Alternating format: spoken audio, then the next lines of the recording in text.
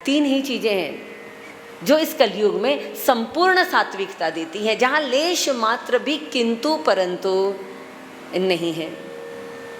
एक है सारे देवता जिसके भीतर विराजमान करते हैं, सारी सृष्टि को जो जन्म देने वाली हैं, और वो है हमारी गौ माता जो संपूर्ण सात्विकता प्रदान करती हैं।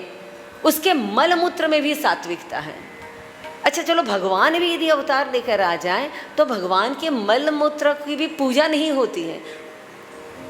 ऐसे ही हमारे ऋषियों ने गौ माता के मल मूत्र को मंदिर में, हमारे रसोई घर में ऐसे ही नहीं ले गए। चलो, दूध दही घी मक्खन जो बनता है वो तो है ही सात्विक, लेकिन जिसका मलमूत्र भी सात्विक हो। इसीलिए तो भगवान कहते हैं कि मैं यदि इस पृथ्वी पर कृष्ण अवतार में आया हूं तो उसका एक ही कारण है, और वो है गायों की सेवा करना।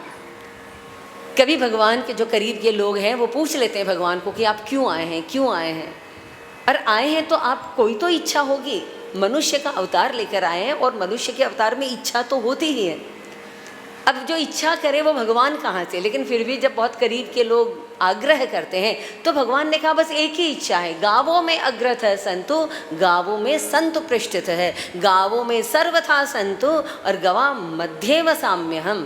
बस एक ही इच्छा है भगवान की, आगे भी गाय पीछे भी गाय, चारों तरफ गाय, और मैं गायों के बीच में रहूं।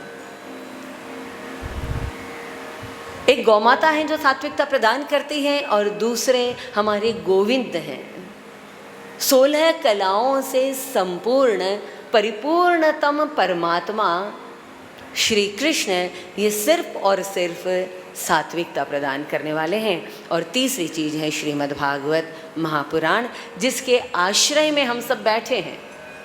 किसी ने गोस्वामी तुलसीदास जी से पूछ लिया कि ये राम कथा आखिर है क्या, कभी राम कथा का आयोजन करिएगा। कितने लोग सुनते हैं ये उतना महत्वपूर्ण नहीं है जितना महत्वपूर्ण है कि जो सुन रहे हैं वो कैसे सुन रहे हैं।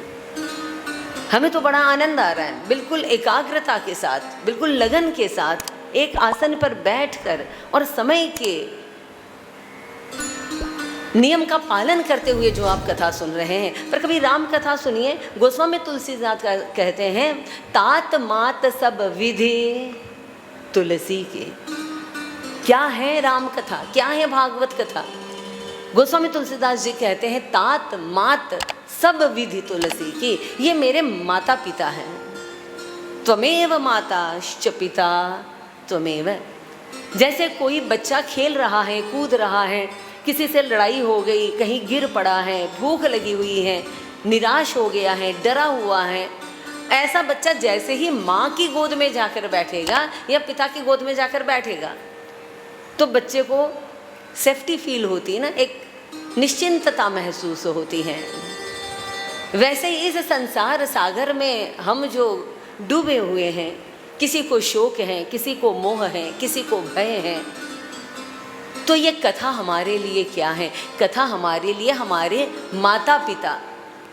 देखिए, वैसे तो हमेशा हम अपने माता पिता के पास कहाँ रह पाते हैं।